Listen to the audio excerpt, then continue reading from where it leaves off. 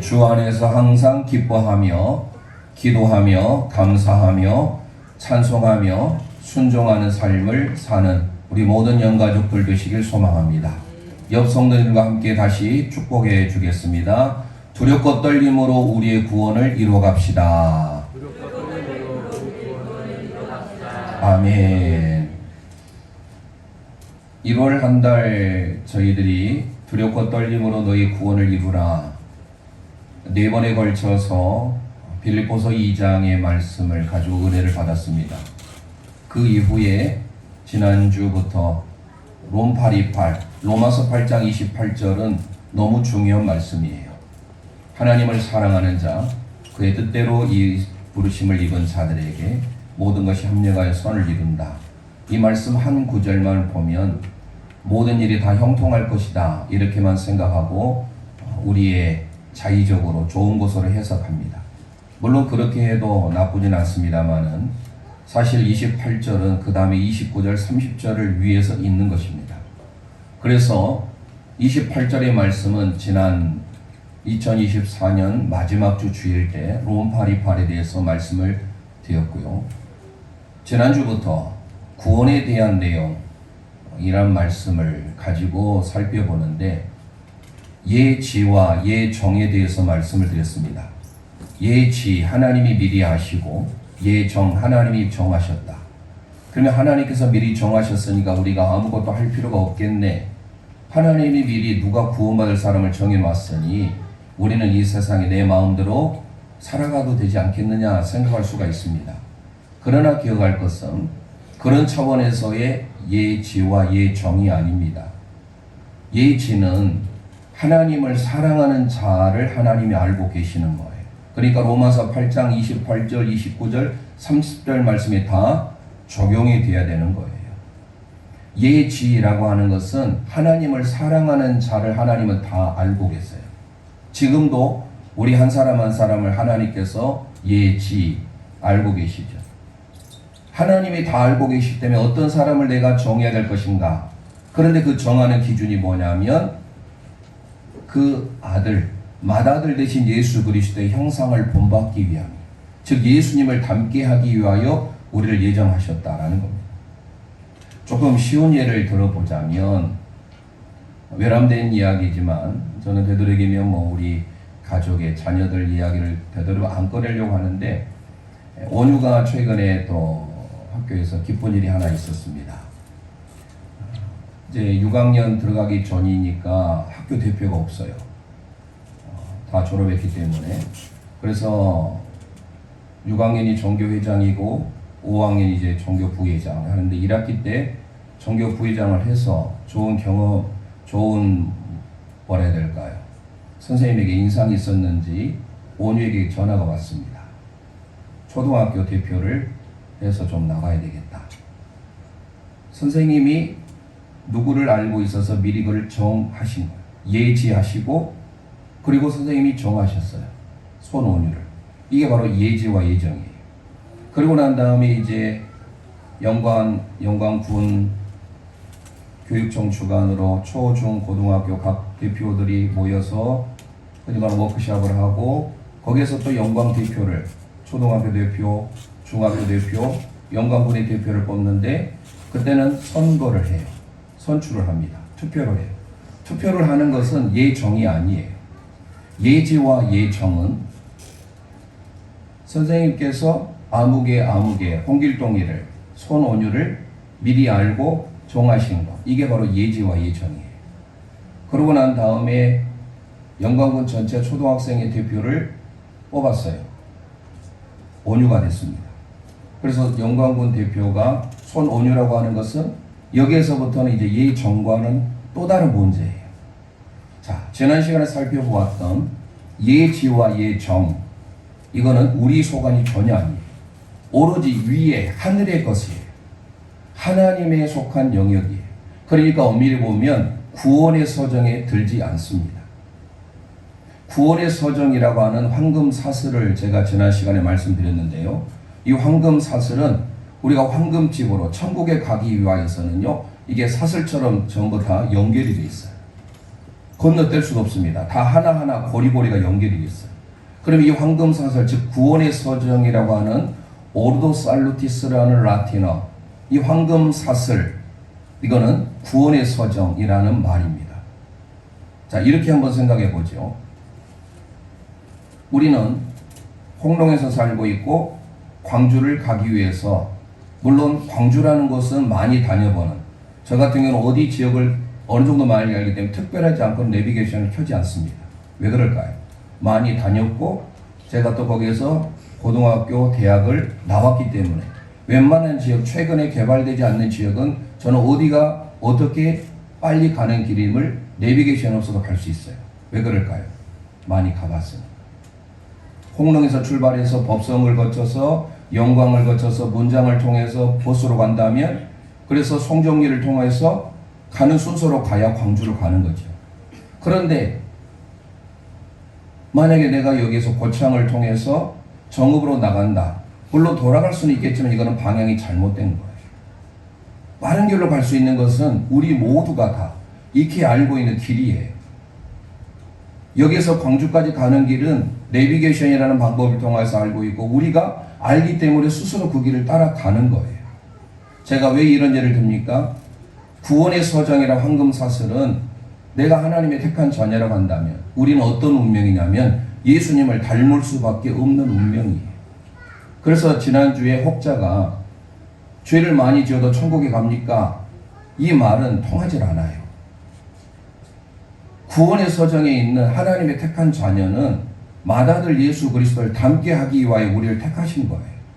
그렇기 때문에 엄밀히 보면 예수님의 자녀인데, 하나님의 자녀인데 자꾸 세상에 자기의 방식대로 살고 세상 사람들이 하는 대로 화를 내고 온갖 우고지상을 그렇게 산다는 것은 적어도 지금에 있어서는 택한 자가 아니다라는 거예요. 이게 우리에게 놀라운 충격이에요. 그러니까 우리는 무조건 값싼 복음을 통하여서 예수 믿으면 천국 이렇게 생각하는데, 예지와 예정, 예지와 예정은 하나님의 영역이에요. 즉 천상의 영역이에요. 하나님이 미리 아시고 그 다음에 정하신 거예요. 순서도 예지, 알고 그 다음에 정하신 거예요. 그러면 이제 구원의 서정은 우리가 알아야 됩니다. 반드시 알아야 돼요. 우리가 늘 그 길을 가기 때문에 그 길에 대해서 굳이 내비게이션을 켜지 않아도 아는 것처럼 홍농에서 법성으로, 영광으로, 문장으로, 송정리로, 때로는 무진로로 통해서 가고자 하는 목적지 광주로 갈 수 있어요. 늘 가기 때문에. 만약에 구원의 서정을 우리가 모른다면 우리는 여전히 적어도 하나님의 택한 자녀가 아니다라는 거예요. 다시 말씀드립니다. 언급하자면 구원은 전적인 하나님의 은혜예요. 자, 구원의 서정은 그러면 예지와 예정은 하나님의 영역이고 이제부터 구원의 출발이에요. 오늘 제목이 소명이에요. 부르심이에요. 영어로 vocation, V-O-C-A-T-I-O-N, 또 다른 말로 calling, 부르심이에요. 부르심, 소명, 여기서부터 출발이 됩니다. 오늘 로마서 8장 28절 다음에 29절 하나님이 미리 아셨다. 예지 밑줄 하라고 그랬습니다. 그리고 미리 정하셨다. 뭐하기 위하여? 우리 맏아들이신 예수님을 본받게 하기 위하여. 그래서 우리는 하나님의 자녀라고 한다면 그 길을 갈 수밖에 없어요. 본받기 위하여 예수님의 모습을. 그리고 오늘 본문 30절에 미리 정하신 그들을 또 부르셨대요. 자, 하나님이 예정하셨는데 예정하신 그들을 하나님이 부르셨어요. 이게 바로 소명이에요. 그런데 로마서 8장 30절에는 구원의 서정이 세 가지밖에 안 나와요. 부르신 그들을 의롭다 하시고, 이게 칭의입니다. 의롭다 하신 그들을 영화롭게 하셨네요. 영화예요. 그래서 소명, 칭의, 영화 이 세 가지만 나오는데 개혁 우리 정통 우리 기독교 장로교에서는요, 구원의 서정이라고 하는 것은 보통 9단계, 어떤 학자는 8단계로 묘사하는데요. 이 서정을 우리는 반드시 알아야 돼요. 우리가 광주 가는 길을 어디를 통해서 가는 것처럼 출발이 무엇인가? 은혜는 믿음으로써 우리에게 주어진 선물이죠. 즉 구원은 하나님께서 우리에게 주어진 100% 하나님의 은혜의 선물이에요. 그래서 하나님께서 다 하셨고 하나님의 시작이에요. 소명. 우리 오해하면 안 됩니다. 지난 1월 달에 계속 두렵고 떨림으로 너희 구원을 이루라 라는 이 구원에 대해서 말씀드렸기 때문에 전제는 이겁니다. 구원에 대한 모든 것은 다 하나님의 영역이 하나님이 하셨어요. 하지만 하나님이 하셨다고 우리가 손을 놓고 있는 것이 아니라 우리가 해야 되는 일이 있다라는 게, 그게 바로 9단계예요. 그래서 첫 번째부터 9개를 꼭 기억하셔야 돼요. 계속 할 때마다 반복할 겁니다. 첫 번째 우리 함께 고백합니다. 소명이 바로 부르심이에요. 두 번째 다음 쪽에 있습니다. 중생이 거듭남입니다. 아나스타시스, 위로부터 거듭남. 이 거듭남에 대한 대표적으로 요한복음 3장 니고데모에 대한 사건을 다음 주에 말씀드리겠습니다. 그 다음에 세 번째 함께 고백하겠습니다. 회개. 이거를 8단계로 말씀하시면 회심이라고 합니다. 회심 안에 회개와 믿음을 합해서 회심이라고 하거든요. 그래도 보통 우리는 9단계를 하면 소명, 두 번째 중생, 세 번째 회개입니다. 회개, 메타노예요. 돌아가는 것. 180도 잘못된 길을 돌아서는 유턴이에요. 리턴이에요. 그 다음에 네 번째 함께 고백합니다. 신앙은 다른 말로 믿음이죠. 피스티스라고 하는 믿음. 그 다음에 다섯 번째 함께 고백합니다. 칭의. 이게 바로 소중회신칭입니다. 소중회신칭 함께 고백합니다. 시작. 소중회신칭. 다시 한번 시작. 소중회신칭. 머리 글자를 따서 외우면 쉽겠죠. 자, 그런데 오늘 우리 성경은 소명과 칭의만 나왔잖아요. 중생, 회개, 신앙이 빠져 있어요. 그럼 어디 있습니까? 로마서나 고린도 전후서에 다 나와요. 양자 이런 것도 나오죠. 그러니까 지난 시간에 말씀드린 바와 같이 혹시라도 성경이 다 타서 없어진다고 한다면 유일하게 남는 게 바로 로마서예요. 그 로마서가 그래서 성경이 반지라고 한다면 로마서는 반지에 있어서 보석이라고 했어요. 보석. 로마서는. 그리고 특별히 로마서 8장은 보석 중에 반짝이는 부분이 로마서 8장이에요. 그러니까 우리가 로마서를 배우지 않으면 안 되는 거예요. 이 성경의 66권이 다 타서 없어진다 할지라도 우리가 구원받을 수 있는 것은 로마서가 다 있어요. 그래서 로마서를 꼭 우리는 공부하고 배워야 됩니다.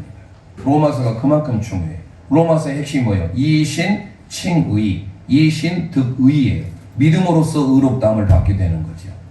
그 중에 특히 로마서 8장은 너무 중요해서 우리 한국교회 나이 드신 분들도 이 8장 전체를 적지 않은 구절이거든요. 다 암송하신 분들이 제법 많아요. 여러분이 도전해보세요. 성경 암송 보통 사람들이 다 외우고 있어요. 나이 드신 권사님도 외우고 있고요. 8장 한 구절에 전체 구절을 다 외우고 있어요. 그만큼 8장이 중요합니다. 반지에서도 보석, 보석에서도 반짝이는 부분이 8장이기 때문에. 자, 그래서 다시 이제 와서 구원의 서정 오르도 살루티스라는 이 황금 사슬은 연결됐어요. 소명이 있으면 그 다음에 중생이 있어요. 중생 다음에 회개가 있어요. 회개 다음에 신앙이 있어요. 다 연결되어 있습니다. 신앙 다음에 칭의가 있어요. 자, 여섯 번째 함께 고백합니다. 양자.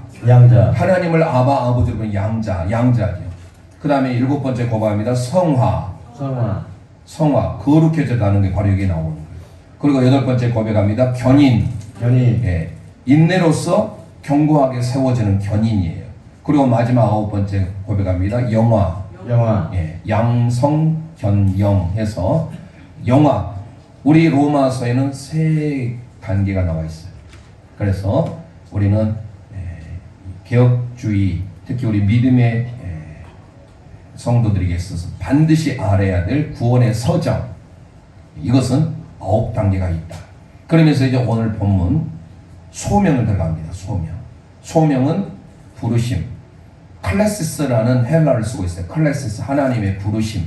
자, 이 부르심에는요 두 가지가 있어요. 외적인 부르심, 그리고 내적인 부르심. 먼저 외적인 부르심이 있겠죠. 아우터 콜링, 외부로부터. 그 외적인 부르심 뭘로 부르시느냐? 예컨대 우리가 성경을 통해서 수고하고 무거운 짐진 자들아 다 내게로 내게를 쉬게 하리라, 이런 말씀들. 오늘 저와 여러분이 이 자리에 앉게 된 것은 어느 누군가에서 하나님이 예정은 이제 우리가 이제 하나님의 영역이니까요. 우리가 이 땅에 살아가면서 구원의 첫 번째 순서인 소명은 어느 누군가를 통해서 저와 여러분을 부르신 거예요. 그게 바로 외부적인 부름이에요. 어떤 장로님을 통하여서 권사님을 통해서 전도를 받거나 또는 성경을 읽다가 내지는 저처럼 설교를 통하여서, 그래서 이 외적인 부르심은요 공개적인 부르심이라 말합니다. 공개적인 부르심. 그래서 외적인 부르심 이퀄 공개적인 부르심인데, 이것은 성경을 통하여서 내가 하나님 앞에 하나님이 나를 이렇게 하나님의 자녀로 부르셨구나. 누구든지 목마르거든 내게로 와서 마시라. 나를 믿는 자는 그 속에서 영원히 솟아나는 샘을, 이 말씀을 듣고도 하나님의 택한 자가 될 수 있는 거예요. 그러니까 구원의 첫 단추는요 우리로부터 시작하는 것은 바로 소명이에요. 다시 말씀드립니다. 이 9개의 우리가 함께 고백했던 소, 중, 회, 신, 친, 양, 성, 견, 영, 이 9개의 단계 모두는 다 하나님께서 하셨고 하나님의 역사지만 우리의 반응이 필요한 거예요. 그래서 과거적인 의미의 구원, 현재적 의미의 구원, 미래적 의미의 구원이 있다라고 1월달에 계속 말씀을 드린 거예요. 그 대표적인 과거적 의미의 구원이 바로 칭의까지, 하나님이 우리를 의롭다고 인정해 주시는 바로 과거적 의미의 구원이란다면, 현재적 의미의 구원은 하나님이 나를 자녀, 양자 삼아주시고 지금 거룩해져가는 성화, 그 양자와 성화는 지금 하나님께 이 땅에 있어지는, 그리고 견인도 마찬가지 현재적 구원이에요. 그리고 앞으로 미래적 구원은 뭡니까? 앞으로 가게 될 황금집, 저 하늘 저한 새하늘과 새 땅, 하나님 나라 소망하는 우리가 가게 될 영화, 이게 바로 미래적 구원이에요. 그래서 시제도 보면 과거적 구원, 현재적 구원, 미래적 구원 이렇게 나눠줄 수가 있어요. 이 9개의 구원의 서정을. 그 첫 번째가 과거적 의미의 구원인 소명이면서 가장 첫 번째 단추예요. 이 단추를 우리가 기억하셔야 되고, 그래서 다시금 이 소명에는 외부로부터의 부른 외적인 소명, 우리는 모두가 다 어느 곳에 있는지를 꼭 기억하셔야 돼요. 어떤 성도는 성도라고 하지만 여전히 예지와 예정에 머물러 있을 수도 있습니다. 적어도 하나님이 아셨지만 하나님이 정하신 이 단계에도 아닐 수도 있어요. 왜냐하면 지난 시간에 말씀드린 바와 같이 칼빈이 제네바 교회에서 설교할 때 교인 100명 중에 구원받을 사람은 한 명뿐이다라고 말했던 것은 결코 우연한 게 아니에요. 왜냐하면 하나님이 정하신 그들은 반드시 조건이 뭐예요? 맏아들이신 예수님을 닮아가야 되는 거예요. 그 닮아가는 것이 없다고 한다면 우리는 하나님의 택자가 아니에요. 역으로 내가 예수님의 작은 제자로서 삶을, 빛으로서 소금으로서 삶을 살지 못해요. 그러면 교인은 될 수 있을지 몰라도 적어도 아직은 나는 엄밀히 보면 우리의 육안으로서 택한 자가 아닐 수 있다라는 거예요. 그래서 우리는 항상 두렵고 떨림으로 우리의 구원을 이루어 가야 되는 겁니다. 그러면 첫 번째에서도 마찬가지. 외적인 소명도 이 자리에 앉아 있지만 전혀 마음은 다른 곳에 있어요. 말씀이 들려지도 아니하고 내 할 표를 하는 거예요. 몸만 앉아 있을 뿐이지 잠을 주무시거나 핸드폰을 하거나 이야기를 하거나, 이거는 어느 누군가에서 오긴 왔지만 전혀 역사가 일어나지 않아요. 어떤 사람에서 초청을 받아서 오긴 왔어요. 이 부르심이에요. 부르심은 맞습니다. 소명은 맞아요. 하지만 이것은 외적인 소명이라는 거예요. 자, 우리 함께 이제 본문을 하나씩 찾아보겠습니다. 오늘 본문을 찾아보기 전에 먼저 이렇게 선포하겠습니다. 하나님의 부르심은 경이로운 은혜입니다. 시작. 하나님의 부르심은 경이로운 은혜입니다. 아멘. 하나님이 저와 여러분을 부르신 것은 정말 놀라운 경이로운 은혜예요. 여기서부터 우리가 출발해야 됩니다. 그래서 오늘 30절 말씀, 미리 정하신 그들을 또한 부르셨어요. 자, 우리 함께 로마서 1장 6절 7절 말씀을 함께 선포해 보겠습니다. 시작. 너희도 그들 중에서 예수 그리스도의 것으로 부르심을 받은 자니라. 로마에서 하나님의 사랑하심을 받고 성도로 부르심을 받은 모든 자에게 하나님 우리 아버지와 주 예수 그리스도로부터 은혜와 평강이 있기를 원하노라. 아멘, 아멘. 우리를 그리스도의 것으로 부르신 줄 믿습니다. 하나님이 저와 여러분을 이 자리에 부르셨다라는 거예요. 그 부르심의 목적이 무엇인가? 이제 우리가 조금 이따 내적인 소명을 할 때 말씀드리겠습니다만, 먼저 기억할 것은 우리 모두를 다 하나님 앞에 동일한 조건으로, 로마에 있는 성도 로마서잖아요. 로마에 있는 성도라 할지라도 그들도 하나님이 부르신 거예요. 그래서 6절에 그들 중에 너희를 그리스도의 것으로 부르심을 받은 자다. 그리고 성도로 부르심을 모든 자에게 은혜와 평강이 있기를 원한다. 이렇게 공개적으로 부르고 계시는 거예요. 공개적인 초청이죠. 이 공개적인 부르심이 있다고 해서 우리가 변화되는 게 아니에요. 변화는요, 내적인 소명이 있어야 되는 거예요. 이제 그 다음에 말씀드리겠습니다. 또 하나 살펴봅니다. 디모데후서 1장 9절 함께 선포해 보겠습니다. 시작. 하나님이 우리를 구원하사 거룩하신 소명으로 부르심은 우리의 행위대로 하심이 아니요 오직 자기의 뜻과 영원 전부터 그리스도 예수 안에서 우리에게 주신 은혜대로 하심이라. 아멘. 우리를 구원하시길 원하셨고 거룩한 소명으로 우리를 부르셨대요. 클래시스로 우리를 칼레오하셨어요. 우리를 부르신 것은 지난 시간에 맏아들이신 예수님을 닮게 하기 위하여 우리를 하나님 미리 정하셨어요. 선택하신 거예요. 하나님의 영원한 계획 속에 우리를 작정하셨다는 거예요. 그러니까 적어도 우리가 기억할 것은 예수님을 닮을 생각을 하지 않는다. 이거는 나는 구원받지 않았다라는 증거예요. 내가 늘 부단히 예수님을 닮으려고, 예닮이가 되려고, 예수님과 거의 비슷한 삶을 살아보려고 노력하는 사람.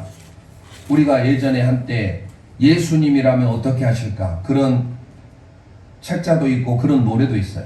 What would Jesus do? WWJD 약자로 예수님이라면 어떻게 하실까? 그런 마음에 가지고 삶을 살지 않는다면 적어도 지금 이 시간 우리는 택한 자가 아니라는 거예요. 그래서 우리는 이 말씀을 깊이 새겨야 되는 게 뭐냐면 당시에 이 청교도들은 특히 이 하나님의 말씀 기록된 이 성경뿐만 아니라 제가 설교하고 있잖아요. 목회자를 통하여서 들리는 이 설교를 통하여서 많은 사람들이 구원으로 초청을 받게 된 거예요. 이게 바로 부르심입니다. 지금은 저희 교회의 강당이 높지만 예전에 더 높았어요. 청교도 시대의 강당은요, 그야말로 너 천장에 다가올 정도로 그렇게 더 높았습니다. 그만큼 하나님의 말씀의 권위를 강조하기 위함인 거예요. 우리가 목 디스크만 없다고 한다면 사실 하나님의 말씀은 그러한 사모한 자세로 저는 부족한 연약한 종이지만 저를 통하여서 쓰시는 그 하나님의 메시지를 증거하는 그 삶을 바라보셔야 되는데 지금은 강당이 다 낮아져 버렸어요. 그러니까 우리가 하나님의 말씀을 대하는 자세가 너무 쉽게 자의적으로 내 마음대로 내 고집대로 해석을 하는 거예요. 예전에 청교도들, 그 청교도인들은요, 하나님의 말씀이 어떻게 사모했는지, 강대상이 정말로 천장에 거의 가까울 정도로 그렇게 위에서 설교를 할 정도로 하나님의 말씀을 이렇게 마음에 새기며 받았다라는 거예요. 그런 마음의 자세로 우리가 사셔야 된다라는 거예요. 대표적으로 부르심, 변화의 삶을 이야기한다면 많은 인물이 있겠지만 신약의 사울이라는 사람, 그 변화에서 바울이 되잖아요. 사울이라는 청년이 다메섹으로 가는 도중에 여전히 살기가 등등하여서 예수 믿는 사람을 핍박하고 감옥에 가두려고 하는 역할을 감당하고 있어요. 그는 유대인일 뿐이지 아직은 예수 믿는 자가 되지 않았어요. 그럴 때 사도행전 9장에 가보면 예수님께서 그를 찾아오시죠. 부르시는 거예요.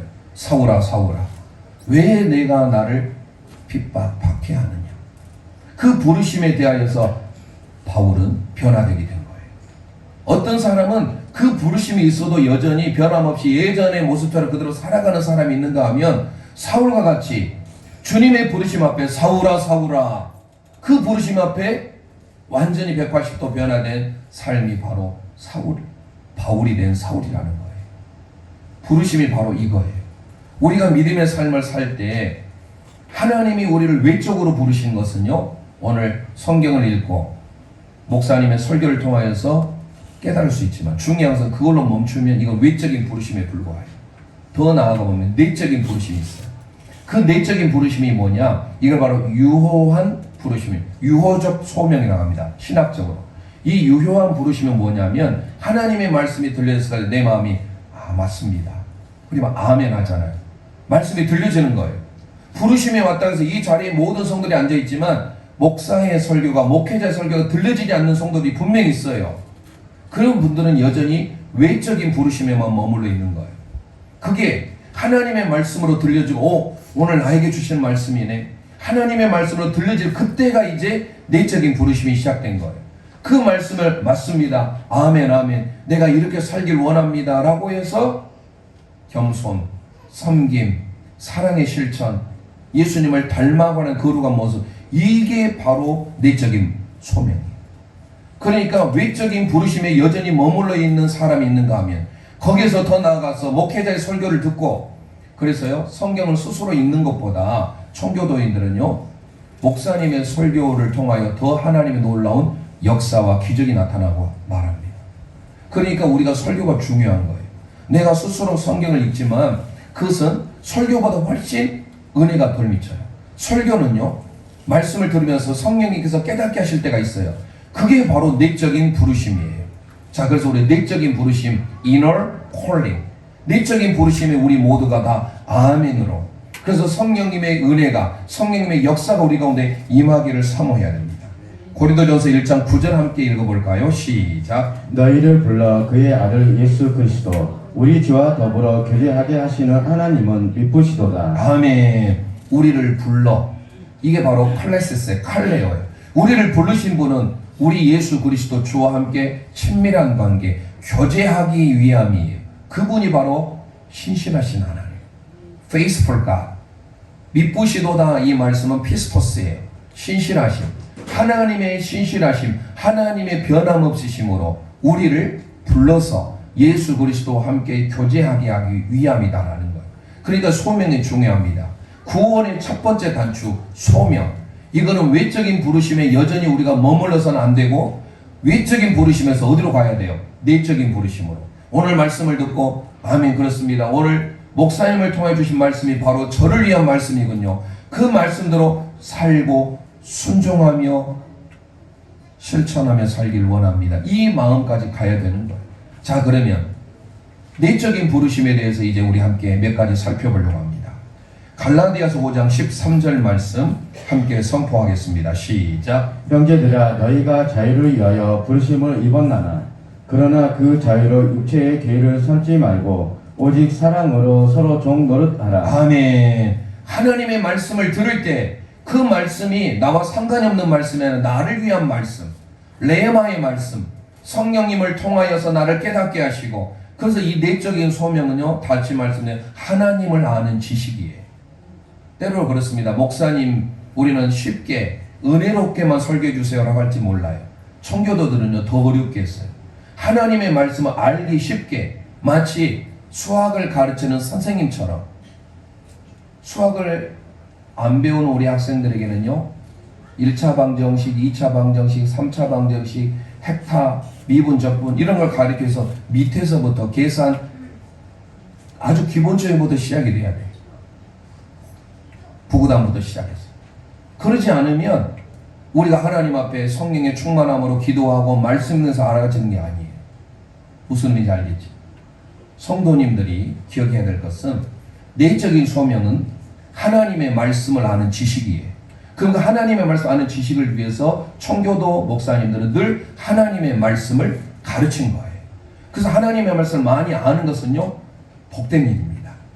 내가 하나님의 말씀을 알므로써 그렇게 살고자 노력하고, 겸손해지려고 노력하고, 섬기려고 노력하고, 거룩해지려고 노력하고, 오늘 갈라디아서 말한 대로 사랑으로 서로 종로를 하려고 힘쓰려고 하는 거예요. 그런데 이런 소명 자체에 내적인 부르심이 없으면 그 하나님을 아는 지식이 없기 때문에 관심이 없어요. 여기에 앉아있지만 죽어도 우리는 천국이야, 예수 믿으면 무조건 천당이라고 했으니까, 이렇게 생각할 수가 있어요. 아닐 수 있다라는 거예요.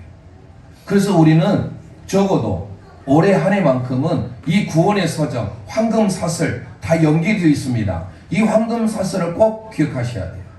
소명부터 해서 영화까지 계속 귀가 따갑도록 누가 말하지 않더라도, 저에게 광주 가라고 했을 때 저는 내비게이션 켜지 않아도 갈 수가 있어요.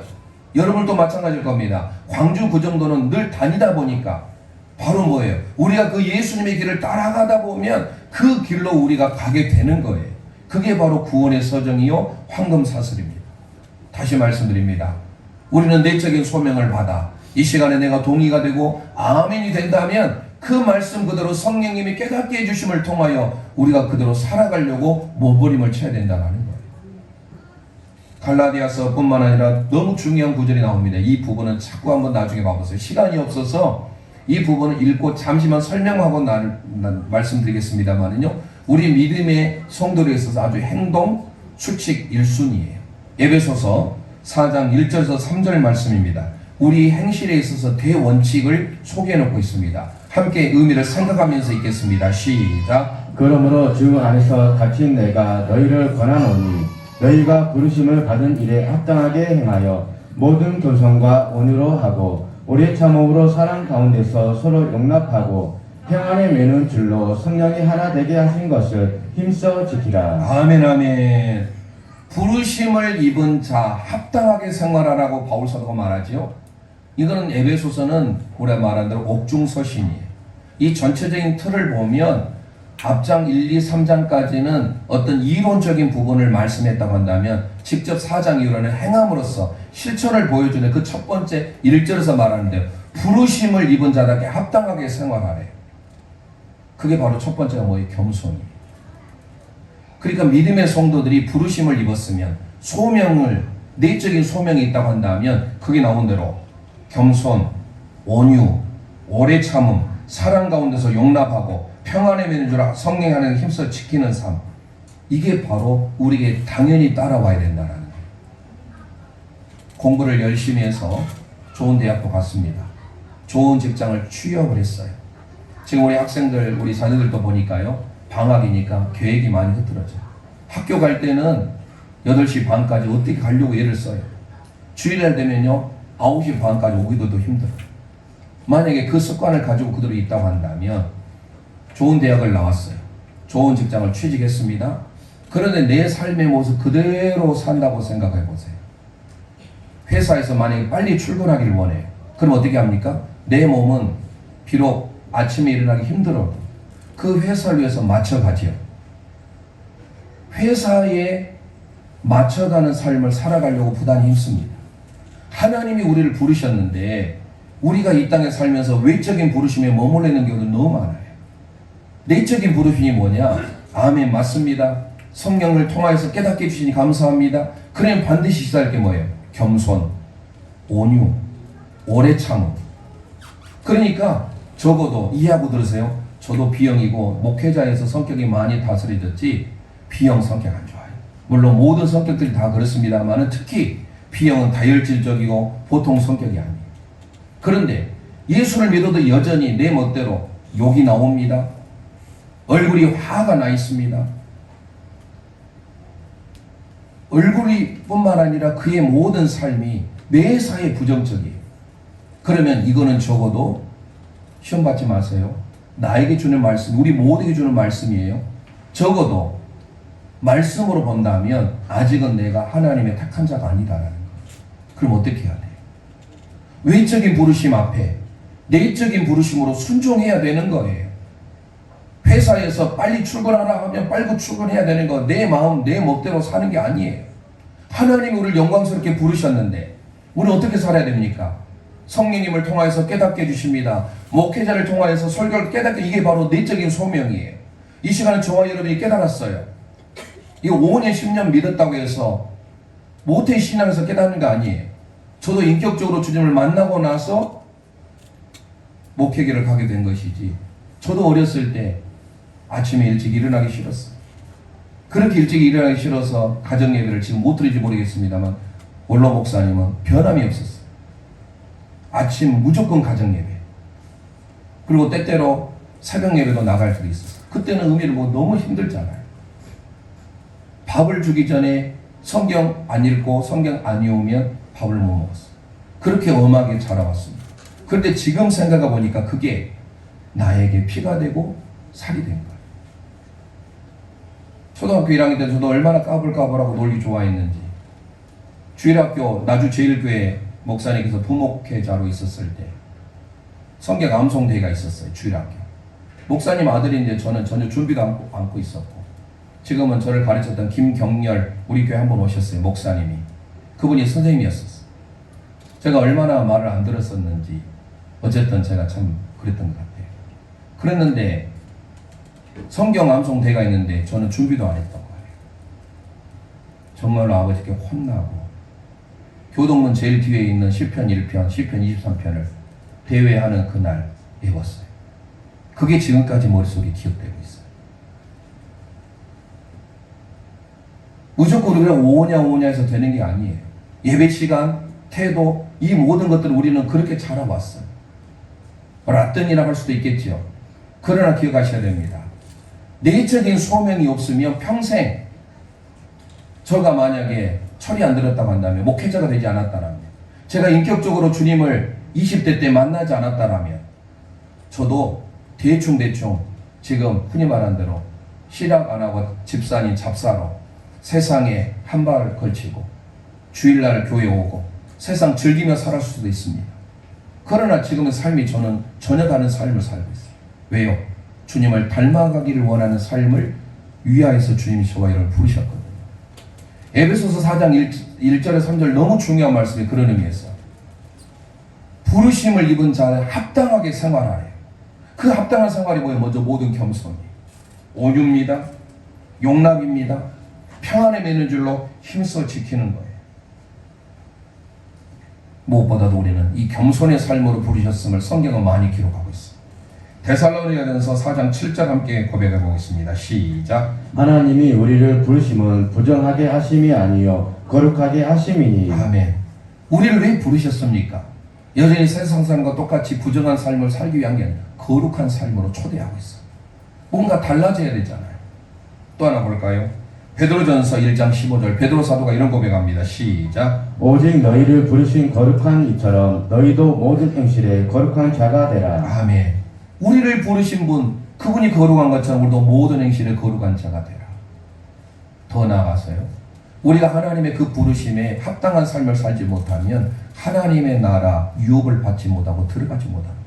베드로후서 1장 10절 11절 오늘 마지막 말씀입니다. 함께 고백합니다. 시작. 그러므로 형제들아 더욱 힘써 너희 부르심과 택하심을 굳게 하라. 너희가 요새 행한즉 언제든지 시촉하지 아니하리라.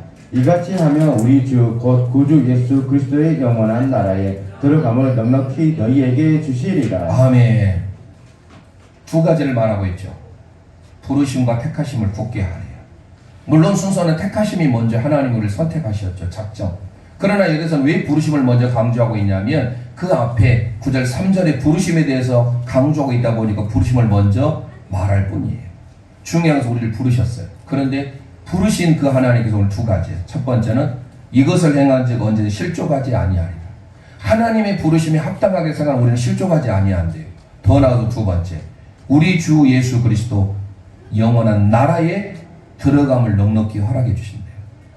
부르심에 합당한 삶을 살면 하나님의 나라에 들어갈 수 있대요. 반대로 부르심에 합당하게 살지 않으면 하나님 나라 유혹을 받지 못한다라는 거예요. 그래서 오늘 우리는 소명, 클레시스라고 하는 이 부르심, 외적인 부르심이 있고 내적인 부르심이 있어요. 그러면 외적인 부르심은 우리 모두가 다 말씀을 읽고 누구나 다 말씀 읽잖아요. 공도지성경이 있고, 하지만 그렇다고 해서 내적인 부르심까지 간 게 아니에요.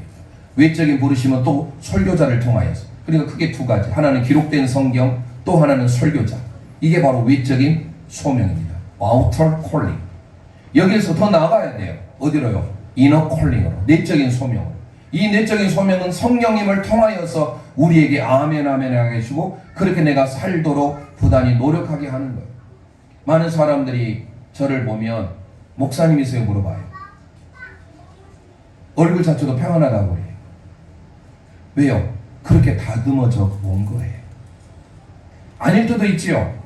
하지만 그렇게 살려고 노력하다 보니까 제 성격, 제 고집 따르면 얼굴이 많이 인상이 써있고 우거지상이 되겠죠.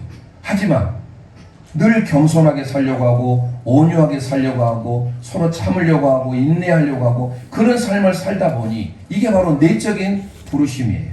그 내적인 부르심이 다음 주에 살펴보게 될 중생과 연결이 됩니다.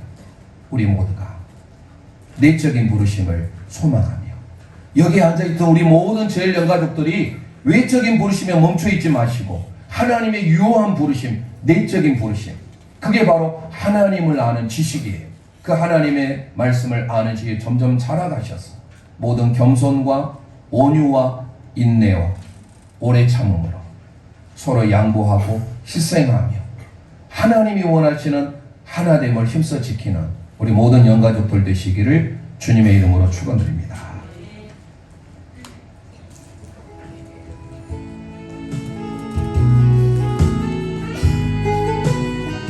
가사를 생각하면서 찬송드리겠습니다. 나의 부르심, 나의 영원한 소망, 예수님의 형상을 담는 곳, 나의 목적, 나의 높은 부르심, 세상을 위로하고 주 위에 사는 곳, 덮으소서 주가 그가 품에 품으소서. 이것이 나 속한 곳 오 예수 이끄소서. 주 얼굴 보기 위해 은밀한 곳으로 내가 나아갑니다. 나의 부르심, 나의 부르심, 나의 영원한 소망, 예수님의 형상을 담는 것. 아멘. 나의 목적, 나의 높은 부르심, 세상을 위로하고 주 위에 사는 곳, 덮으소서 주가 그가 품에 품으소서. 이곳이 나 속한 곳 오 예수 이끄소서. 주 얼굴 보기 위해 은밀한 곳으로 내가 나아갑니다. 부르심, 나의 영원한 소망, 예수님의 형상을 담는 것. 아멘 아멘. 나의 목적, 나의 높은 부르심, 세상을 위로하고 주 위에 사는 것, 덮으소서 주가 그가 품에 품으소서. 이곳이 나 속한 곳 오 예수 이끄소서. 주 얼굴 보기 위해 은밀한 곳으로 내가 나아갑니다.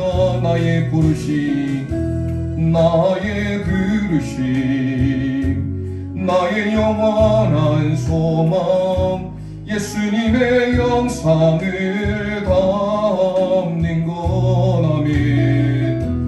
나의 목적, 나의 높은 부르심, 세상을 위로하고 주 위에 사는 곳, 덮으소서 주가 그가 품에